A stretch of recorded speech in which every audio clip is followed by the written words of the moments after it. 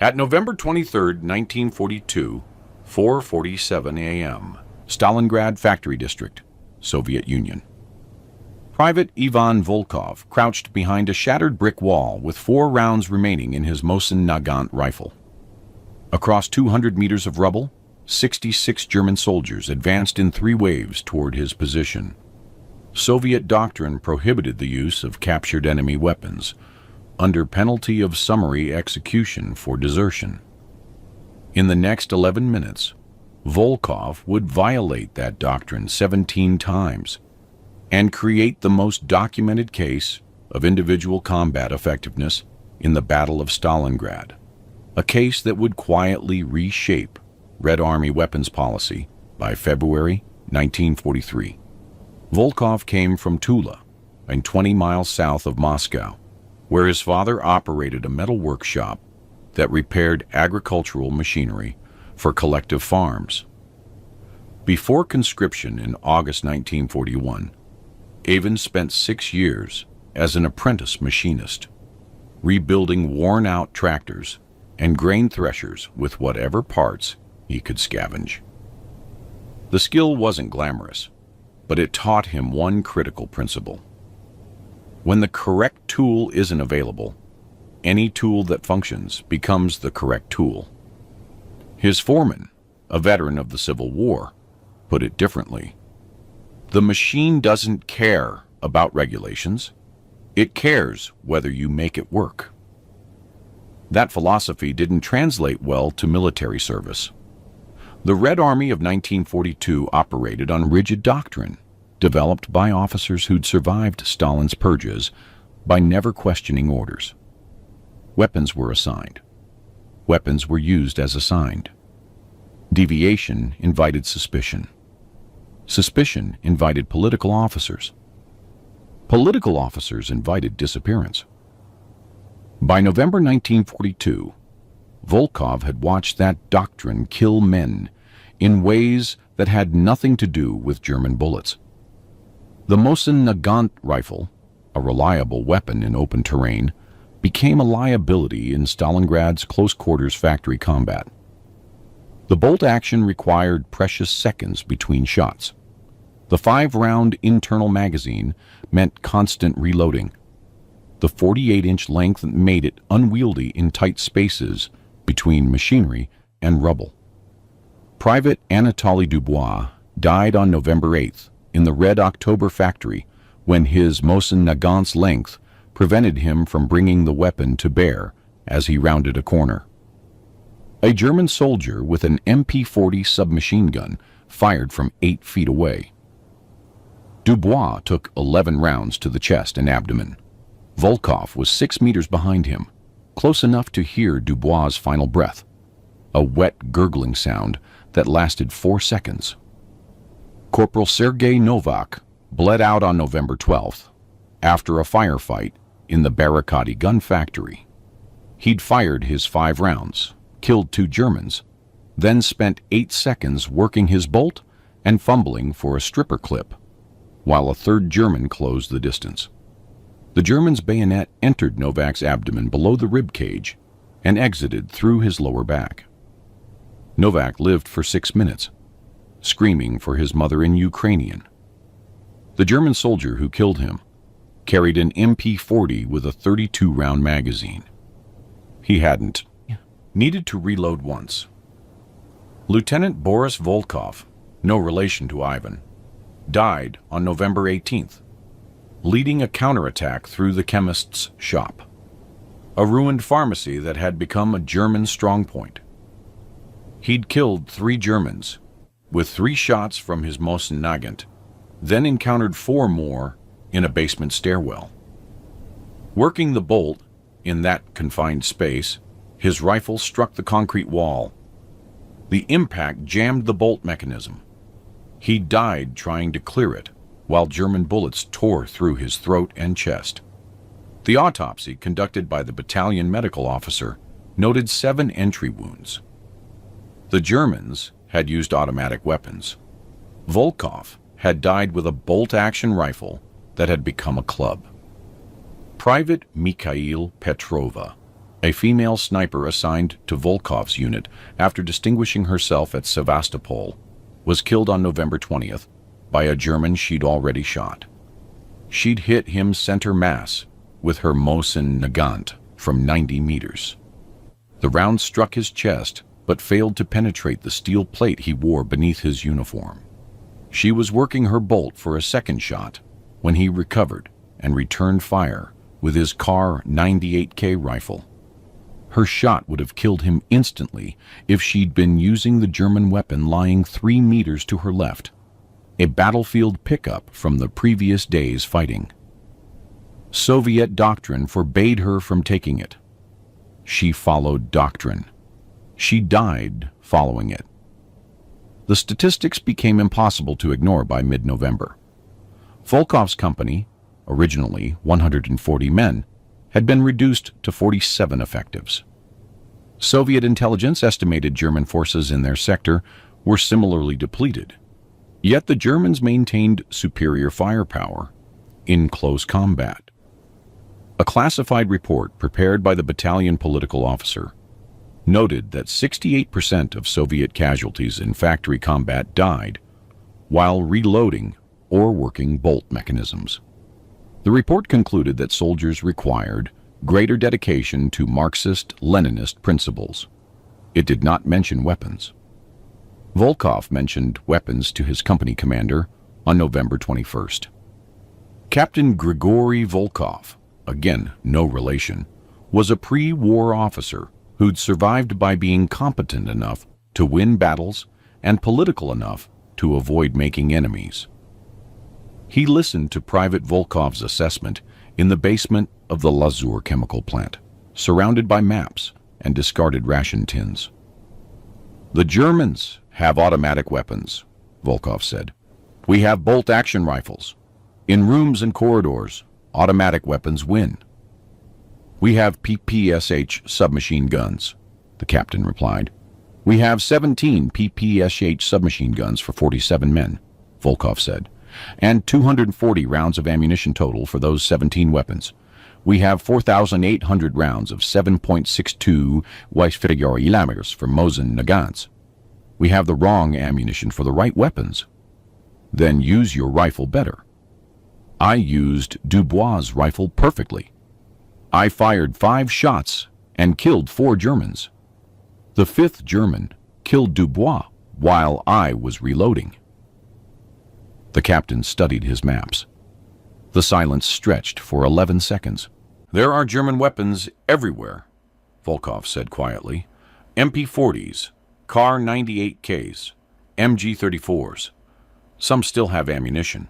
We walk past them because regulations prohibit use of enemy weapons because it creates identification problems," the captain interrupted. "Soviet soldier fires German weapon. Sounds like German soldier. Gets shot by Soviet soldier. This has happened. I have filed the reports. Then we paint them red. Private Volkov. Or we tie cloth to them. Or we only use them inside buildings where sound identification doesn't matter. Or we accept that the regulation was written for different conditions. And this," Volkov gestured at the ruined factory around them, "is different conditions." The captain looked at him for a long moment. Then he looked at the map showing their shrinking perimeter. The casualty reports stacked on the ammunition crate he used as a desk. The list of names he'd written by hand because the typewriter had been destroyed in a mortar attack. "I can't authorize this," the captain said. "The political officer would have both of us shot. Then I won't ask for authorization. If you use captured weapons and the political officer discovers it, I will be required to convene a tribunal. The penalty for using enemy equipment is execution for desertion in the face of the enemy. I will not be able to protect you." "I understand. I am not giving you permission." "I understand," Volkov repeated. The captain returned his attention to the maps. "Dismissed." Volkov left the basement and walked through the pre-dawn darkness to a section of the Lazur chemical plant where German and Soviet dead lay in a jumbled pile, the result of close fighting 3 days earlier. Soviet doctrine required burial of Soviet dead and counting of German dead, but neither task had been completed. There weren't enough men, and the Germans kept attacking. The smell hit him first, a mixture of decay, cordite, and the chemical residue that permeated everything in this part of Stalingrad. He breathed through his mouth and began searching the German bodies. The temperature hovered around -8°C. The bodies were frozen, which made the work easier and harder simultaneously. Easier because there was less decay. Harder because the limbs were rigid, and he had to break fingers to pry weapons free. The first MP-40 submachine gun came from a German Unteroffizier, whose body lay face down in a pool of frozen blood. Volkov rolled the corpse over. The right hand still gripped the weapon. Volkov tried to open the fingers. They wouldn't budge. He used his bayonet to cut the thumb tendon. The fingers relaxed. He pulled the MP-40 free and checked the chamber. Empty. He checked the magazine. 14 rounds remaining. The second MP-40 came from a German soldier who'd been killed by a hand grenade. The explosion had torn away most of the soldier's left side, but the MP-40 remained functional. Volkov field stripped it by moonlight, checking each component. The recoil spring showed normal wear. The bolt moved smoothly. The barrel was fouled but serviceable. He found 2 additional magazines in the dead soldier's pouches, one with 23 rounds, one with 17. A Kar 98K rifle lay beneath a Soviet corpse. Volkov moved the body, Corporal Alexei Romano, killed 2 days ago by a shot to the head, and retrieved the rifle. The Kar 98K was nearly identical to the Mosin Nagant in function, but lighter by 6 ounces and 3 inches shorter. He found a leather pouch containing 35 rounds of 7.92 carries 57mm ammunition. By 5:20 a.m., Volkov had collected 4 MP-40 submachine guns, 2 Kar 98K rifles, 1 MG-34 machine gun with a damaged feed mechanism, and 347 rounds of mixed German ammunition. He carried the weapons to an alcove in the factory basement, a space created when a Soviet shell had collapsed part of the ceiling.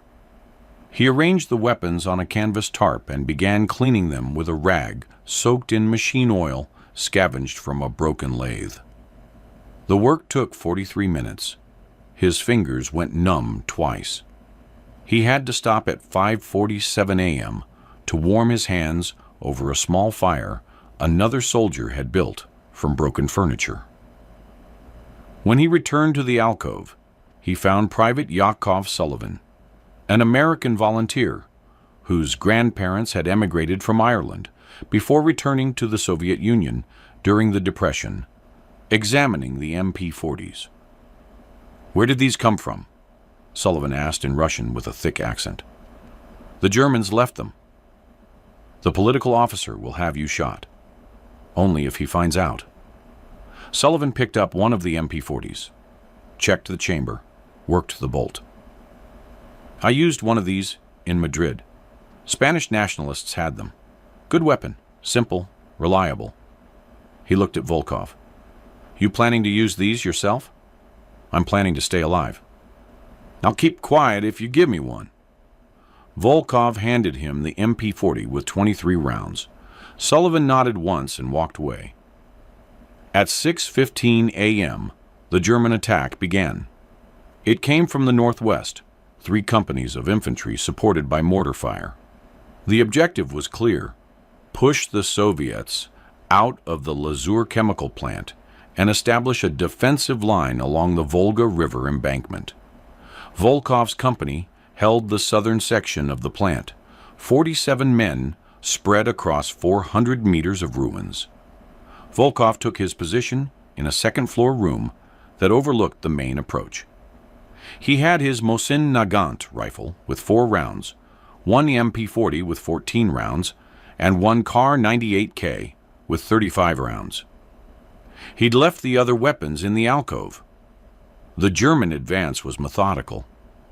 They moved in squad-sized elements, using rubble for cover, advancing under suppressing fire from MG-34 machine guns positioned in the buildings across the street. Soviet return fire was sporadic. Most of the company's ammunition had been expended in the previous day's fighting. At 6:28 a.m., 6 German soldiers entered the ground floor of Volkov's building. He heard their boots on concrete, their voices calling to each other in German. The Mosin Nagant was too loud for this. The sound would give away his position to Germans still outside. He set the rifle down and picked up the MP40. The weapon felt different than the Mosin Nagant. Lighter. The balance point was further back. The MP40 weighed 8.9 pounds loaded versus the Mosin Nagant's 9.6 pounds, but the difference felt more significant than the numbers suggested. The pistol grip fit his hand differently. The stock was metal instead of wood. He moved to the stairwell and looked down. 2 German soldiers were visible, moving toward the back of the building. He aimed at the nearest one and squeezed the trigger. The MP40 fired with a sharp crack, different from the Mosin Nagant's deeper boom. The recoil was minimal. The first round hit the German soldier in the upper back. The soldier stumbled. Volkov fired again. Hit. The German went down. The second German soldier turned. Volkov fired 3 rounds. 2 hit. The soldier dropped his rifle and fell backwards. Voices shouted in German. Boots pounded. Volkov stepped back from the stairwell and took cover behind a concrete pillar. The MP40's magazine held 14 rounds. He'd fired 5. 9 remained. 3 German soldiers rushed the stairwell simultaneously. They were fast, trained, moving with the confidence of men who'd done this before. The first one reached the second-floor landing. Volkov fired. The German took 2 rounds to the chest and collapsed on the stairs. The second German tried to fire around his fallen comrade. Volkov shot him in the head. The third German retreated. 6 rounds remaining in the MP40. Volkov ejected the magazine, pocketed it, and loaded the magazine with 23 rounds. He'd practiced the magazine change 3 times in the basement. It took him 4 seconds. The Germans tried a different approach. They threw 2 stick grenades up the stairwell. Volkov heard them coming, a distinctive sound, metal against concrete, and ran deeper into the building. The grenades exploded with a concussive thud that shook loose plaster from the ceiling. Dust filled the stairwell. Volkov returned to his position by the pillar. Through the dust, he saw movement. A German soldier emerged from the stairwell, coughing, weapon raised. Volkov fired 3 rounds. The German went down, 17 rounds remaining. 4 German soldiers dead, 2 still unaccounted for, from the original 6. He heard glass breaking downstairs. They were coming through the windows. He moved to a position overlooking the ground floor. A German soldier climbed through a shattered window frame, his MP40 slung across his back. Volkov shot him twice before he could unsling the weapon. 14 rounds remaining. 5 Germans dead, 1 remaining. The building went quiet. Volkov waited. 30 seconds, 60 seconds. The sound of gunfire from other parts of the factory complex continued, but inside this building, nothing moved. Then he heard it. A single set of boots, moving, slowly, carefully. The last German was hunting him. Volkov set down the MP40 and picked up the Kar 98K rifle. The German would expect Soviet weapons. The sound of a German rifle might create 1 second of confusion. 1 second could be enough. He moved to a new position, a corner that gave him a view of 2 approach vectors. The boots stopped. Silence. The German was listening, same as Volkov. A shadow moved in the stairwell. Volkov aimed. The shadow resolved into a German soldier, moving with extreme caution, weapon raised, checking corners. Volkov fired. The Kar 98K barked. The German soldier took the round in the throat and went down gasping. 6 Germans dead in 4 minutes. Volkov had used 19 rounds from 2 different weapons.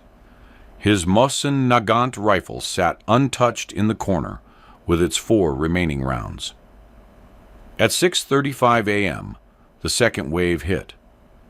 This time, the Germans came in force, approximately 20 soldiers advancing on Volkov's building and the 2 structures adjacent to it.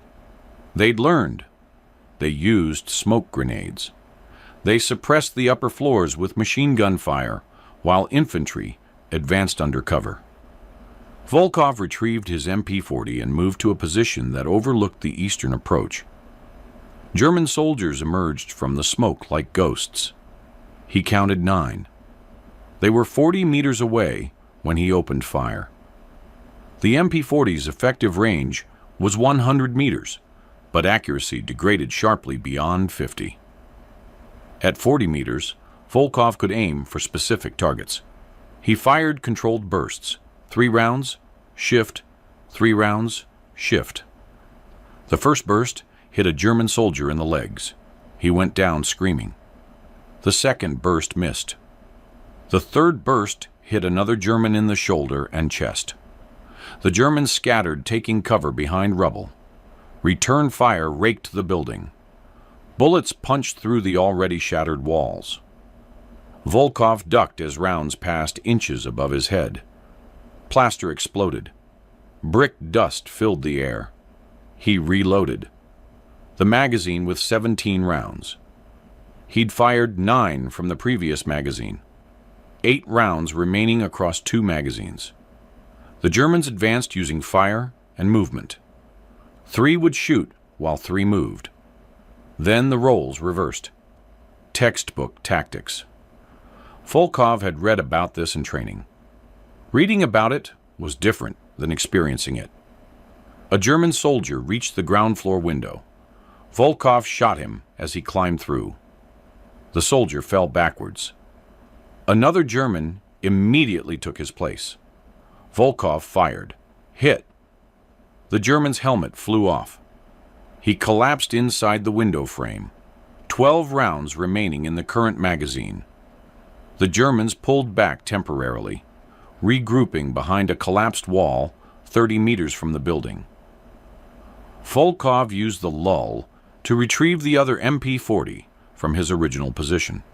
He now had 2 MP-40s, one with 12 rounds, one with 14, plus the Kar 98K with 34 rounds, and the Mosin Nagant with 4. At 6:41 a.m., the Germans attacked again. This time, they came from 2 directions. Simultaneously, 8 soldiers from the east, 6 from the south. Volkov couldn't cover both approaches. He chose the eastern group because they were closer. He fired the MP-40 until it clicked empty, 12 rounds in 4 bursts. 3 Germans went down. The rest took cover. He grabbed the second MP-40 and shifted to the southern window. The 6 Germans from the south were already inside the building, ground floor, moving toward the stairs. He fired down through a hole in the floor. The angle was bad. He hit 1 German in the leg. The others returned fire. Rounds punched through the floor around Volkov's position. He rolled away from the hole. The Germans were inside. They had numbers. They had momentum. Volkov had height and decreasing ammunition. He heard them on the stairs, multiple sets of boots, coordinated movement. They'd learned from the first group. They weren't rushing. They were taking it slow. Volkov positioned himself at the top of the stairwell with the Kar 98K. The weapon's 5-round magazine was full. He worked the bolt, chambering around. The sound was distinctive, unmistakable. The boots on the stairs stopped. Silence. Both sides listening. A German voice called out, "Russian, surrender! We will treat you well." Volkov said nothing. The boots started moving again, faster now. They thought they had him cornered. The first German appeared at the landing. Volkov shot him in the chest. The German fell backwards into the soldier behind him. Volkov worked the bolt. Fired.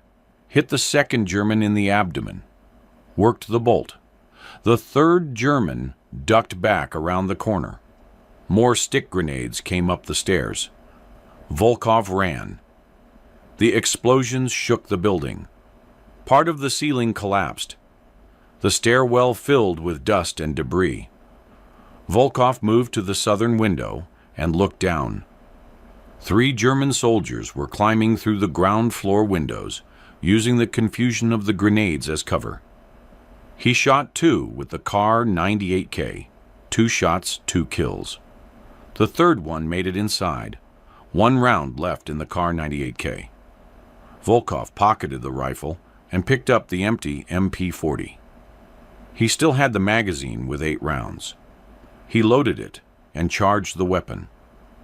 The building's second floor had 3 rooms connected by a corridor. Volkov moved through them, using doorways and corners for cover. He heard Germans below and Germans on the stairs. At least 8, possibly more. He had 8 rounds in the MP40 and 4 rounds in the Mosin Nagant. A German soldier appeared in a doorway. Volkov fired. Hit. The soldier went down. 7 rounds remaining. 2 Germans came through different doors simultaneously. Volkov shot the nearest one. 2 rounds. Center mass. The German fell. The second German fired. Rounds cracked past Volkov's head. He dove behind an overturned desk and returned fire. 3 rounds.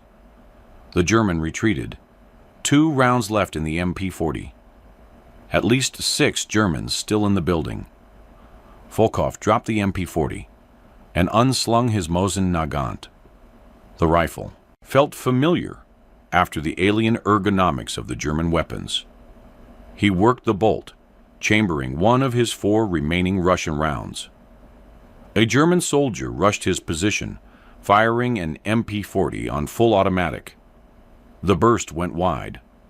Volkov aimed and fired once. The German's head snapped back. He dropped. 3 rounds left in the Mosin Nagant. At least 5 Germans remaining. The Germans changed tactics. They stopped advancing. Instead, they began systematically destroying the second floor with gunfire and grenades. They were going to collapse the building with Volkov inside. He had to move. He ran to the northern side of the building, where a partially collapsed wall provided access to an adjacent structure. The gap between buildings was 8 feet. Below was a 20-foot drop onto concrete and rubble. Volkov jumped. He hit the adjacent building's floor hard, rolled, came up running. Behind him, the Germans realized what he'd done. Voices shouted, boots pounded. The adjacent building was in worse condition than the first. 3 walls standing, no roof, staircases reduced to rubble. Volkov found a position behind a concrete support pillar and waited. 3 Germans appeared in the gap between buildings. They started to climb across.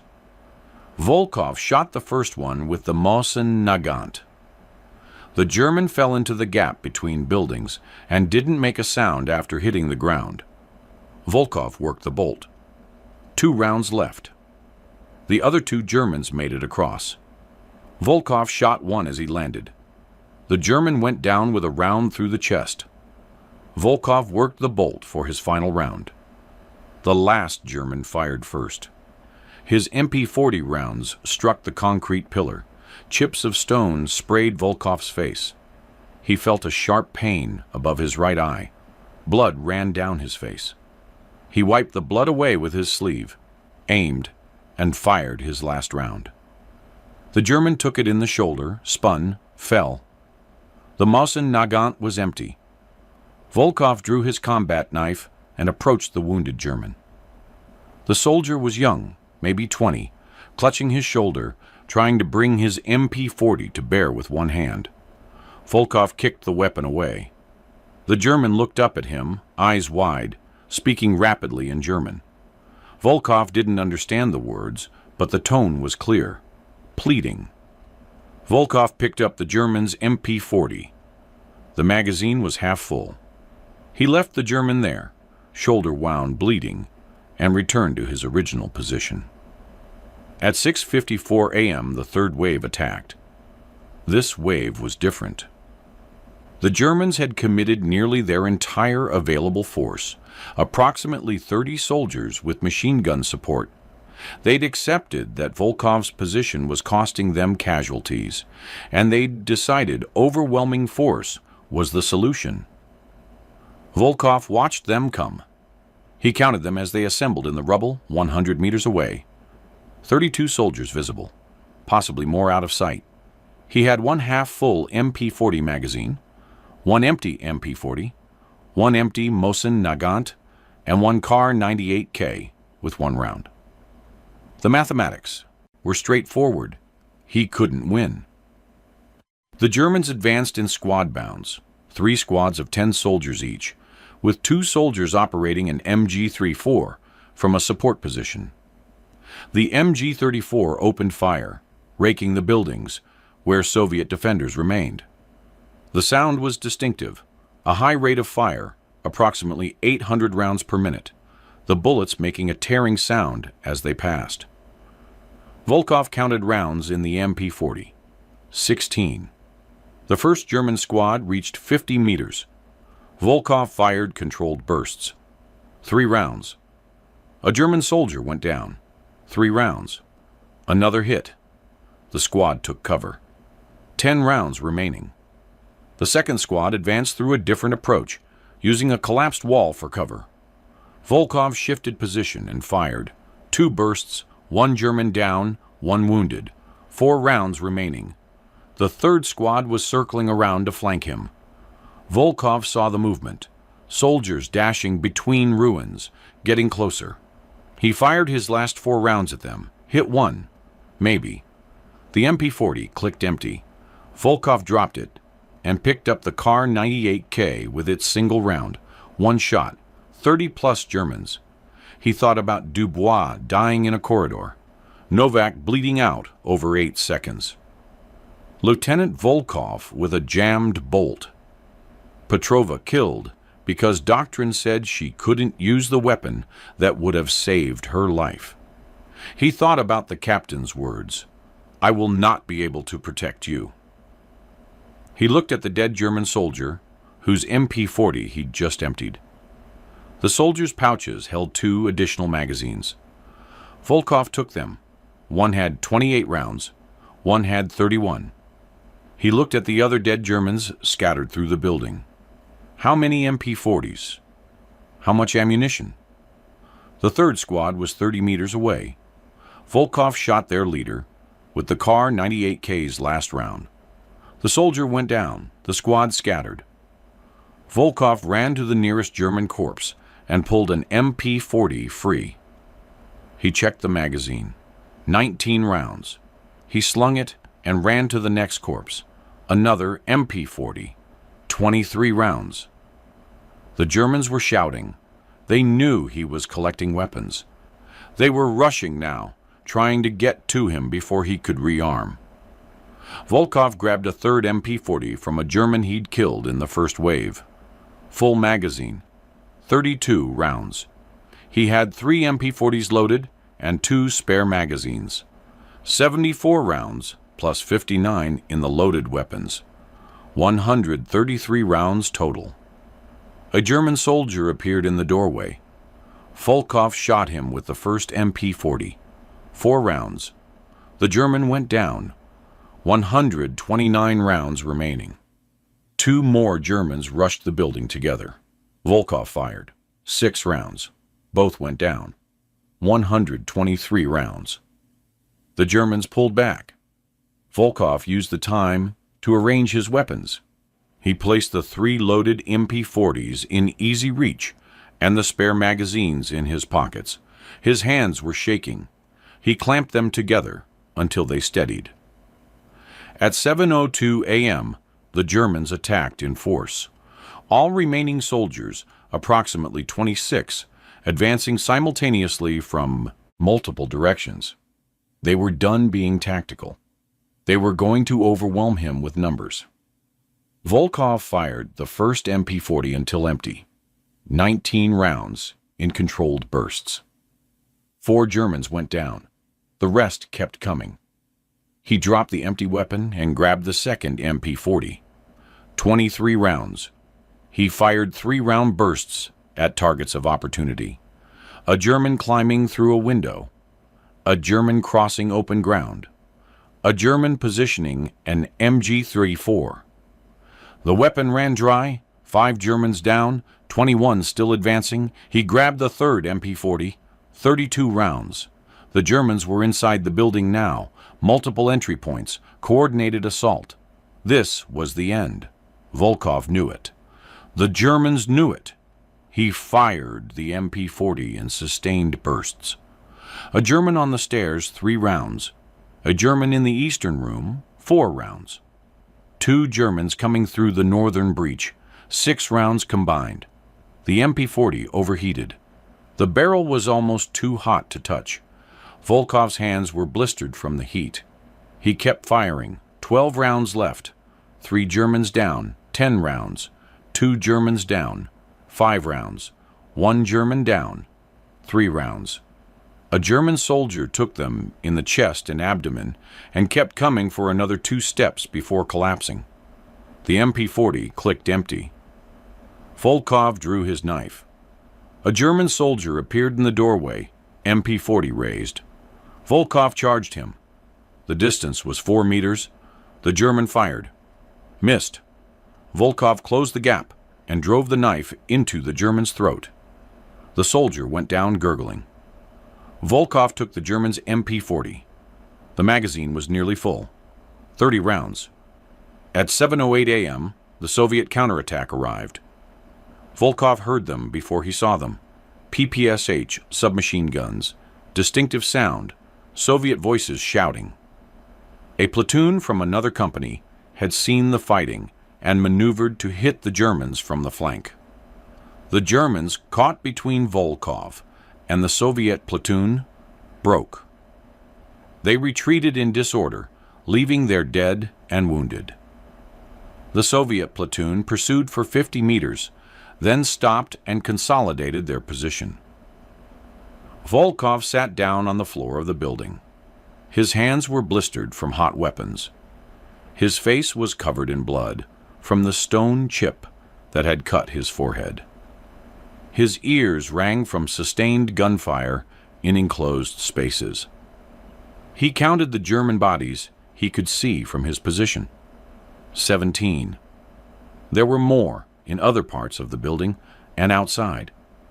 A Soviet lieutenant appeared in the doorway, PPS at the ready. He looked at Volkov. He looked at the dead Germans. He looked at the 3 empty MP40s arranged on the floor. "Who are you?" the lieutenant asked. "Private Ivan Volkov, 2nd Company." "Where is your rifle?" "Empty." The lieutenant looked at the MP40s again. "Those are German weapons." "Yes." "You used German weapons." "Yes." The lieutenant said nothing for several seconds. Then, "How many did you kill?"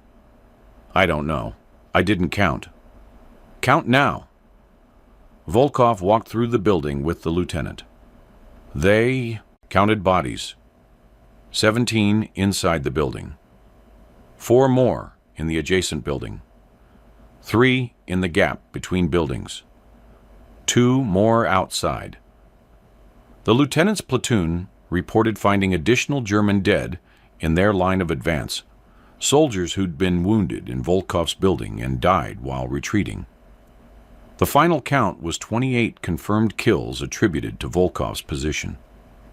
The lieutenant's platoon claimed 12 more. The Germans had committed approximately 66 soldiers to taking this section of the factory. 40 had been killed or wounded. The remaining 26 had retreated. At 8:30 a.m., Volkov was ordered to report to the battalion political officer.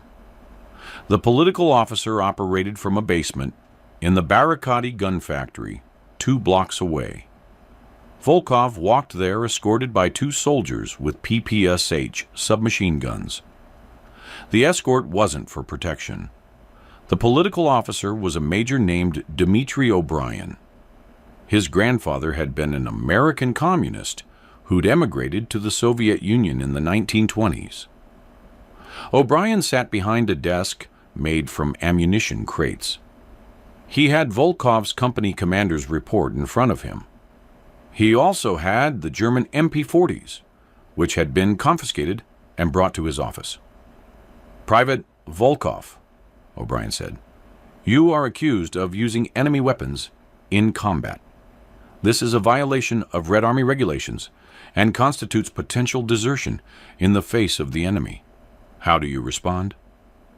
"I used German weapons, Comrade Major." "Why?" "Because I was out of ammunition for Soviet weapons." "Your company commander's report says you collected German weapons before the battle began." "Yes, Comrade Major." "Why?" Volkov said nothing. "I asked you a question, Private." "Because Soviet weapons are inadequate for factory combat." The room went silent. O'Brien leaned back in his chair. One of the escorts shifted nervously. "Inadequate," O'Brien repeated.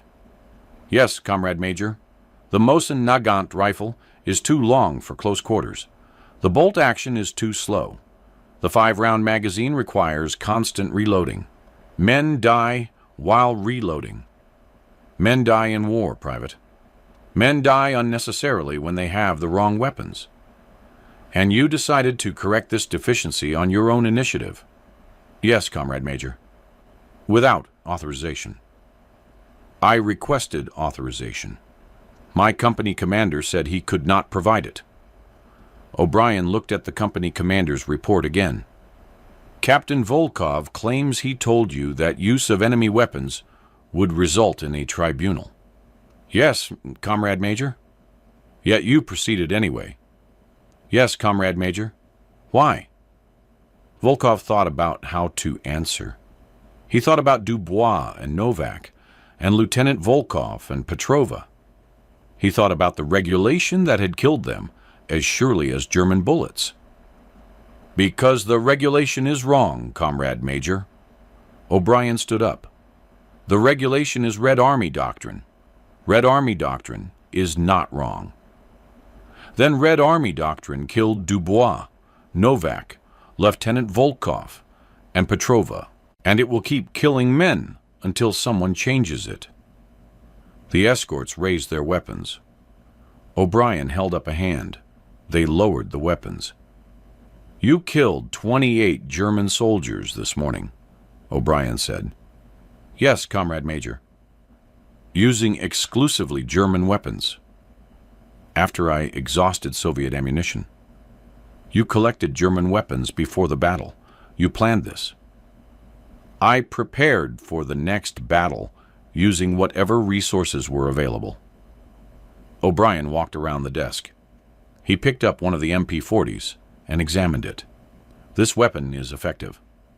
"Yes, Comrade Major." "More effective than the Mosin Nagant in close combat." "Yes, Comrade Major." O'Brien set down the MP-40. "If I authorize the use of captured weapons, I create chaos. Soviet soldiers will be shot by other Soviet soldiers who hear German weapons and assume Germans. Ammunition resupply becomes impossible.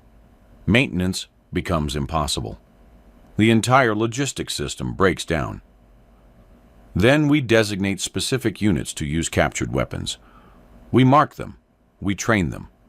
We solve the problems instead of ignoring them. You have thought about this. Men I knew are dead, Comrade Major. I have thought about nothing else. O'Brien returned to his desk and sat down. He wrote something on a piece of paper. He signed it. He handed it to one of the escorts. Private Volkov is confined to quarters, pending full investigation. All captured German weapons are to be secured. No soldier is authorized to use enemy weapons under any circumstances. This order is effective immediately. He looked at Volkov. Dismissed. Volkov was escorted to a basement room in the Lazur chemical plant.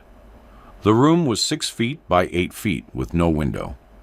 A blanket on the floor served as a bed. The door was locked from outside. He sat in the dark and waited. For 3 days, he heard nothing. Gunfire continued above. The factory changed hands twice. Soviet soldiers died with bolt-action rifles, while German MP-40s lay unused in the political officer's basement. On the 4th day, November 27th, Captain Volkov visited. He was alone. The investigation is proceeding, the captain said. Major O'Brien is compiling a report for division headquarters. What will the report say? That you violated regulations, endangered unit cohesion, and created potential for friendly fire incidents. And the 28 Germans? The report acknowledges tactical success, but concludes it doesn't justify regulatory violations. Volkov said nothing. However, the captain continued, something interesting has happened.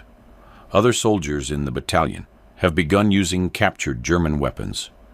We don't know who started it, but in the last 3 days, 17 soldiers have been observed with MP-40s or other German equipment. When questioned, they claim they found the weapons on dead Germans and used them when Soviet ammunition ran out. The exact same justification you gave. Are they being court-martialed? Major O'Brien wants to court-martial all of them. But we have a problem. Those 17 soldiers have killed 43 Germans in 3 days. Their survival rate is significantly higher than soldiers using only Soviet weapons. The battalion commander has noticed. Division headquarters has noticed. What does that mean? It means your court-martial has been delayed while the division conducts a tactical assessment of captured weapon effectiveness. The captain paused. It also means you've created a problem that won't go away by shooting you. If we execute you, we have to execute everyone else using German weapons. If we execute everyone using German weapons, we lose our most effective fighters. So what happens? I don't know, but I wanted you to understand. What you started is spreading. Other companies are doing the same thing. There's no putting this back in the box. The captain left. Volkov remained in the basement for 11 more days. On December 8th, he was released without charges. The official statement said the investigation found insufficient evidence of deliberate regulatory violations. The unofficial reality was the divisional command had made a calculation. Volkov's innovation had resulted in measurably lower Soviet casualties and higher German casualties in factory combat. Executing him would send a message that innovation was punishable. Not executing him would send a message that doctrine was flexible. Division chose flexibility. The actual implementation came through a classified directive, dated December 15th, 1942. The directive authorized tactical collection and utilization of enemy equipment in exigent circumstances. It required captured weapons to be marked with red cloth. It limited their use to close-quarters combat. It mandated after-action reports detailing all enemy equipment used. The directive did not mention Volkov's name. Official credit went to Division Tactical Analysis Staff. By February 1943, the practice had spread throughout Soviet forces in Stalingrad. Intelligence officers estimated that 32 to 40% of Soviet infantry in urban combat zones carried at least one captured German weapon as a supplement to Soviet arms. German commanders began reporting increased Soviet firepower in close combat. After-action reports noted that Soviet forces were fighting with our own weapons against us. The statistical impact was significant. Soviet casualty rates in factory combat decreased by approximately 23% between December 1942 and February 1943. German intelligence attributed this to improved Soviet small unit tactics and increased availability of automatic weapons. They never understood that the increased availability came from their own dead. Volkov received no recognition, no medal, no commendation. His personnel file noted his confinement pending investigation but recorded no details. The 28 confirmed kills on November 23rd were attributed to defensive action by Second Company elements. He survived the war. He was wounded twice more, once in February 1943 by shrapnel, once in June 1944 by a sniper round that grazed his left arm. He was promoted to corporal in 1943, sergeant in 1944. He never rose above sergeant. He returned to Tula in June 1945 and resumed work at his father's metal workshop. The shop had survived the war, barely. His father had aged 20 years and 4. They didn't talk about the war. His father asked once, "Did you kill many?" Volkov said, "Enough." They never discussed it again. He married in 1947 a woman named Katya, who worked at the Collective Farm Administration office. They had 2 children, both daughters. He raised them in the same apartment building where he'd grown up. He repaired tractors and grain threshers and occasionally farm trucks. The work was identical to what he'd done before the war. He never spoke about Stalingrad. When veterans groups invited him to commemorations, he declined. When a local journalist tried to interview him in 1967 about his war service, he refused. When his daughters asked about the scars on his hands, the burn scars from overheated weapon barrels, he told them he'd been careless with a welding torch. In 1982, a Soviet military historian researching Stalingrad tactics found references in archived German intelligence reports to increased Soviet automatic weapons usage beginning December 1942. The historian cross-referenced Soviet records and found the December 15, 1942 directive authorizing captured weapon use. The historian attempted to identify who had initiated the practice. The trail led to Volkov's confinement in November 1942, but the investigation records were incomplete.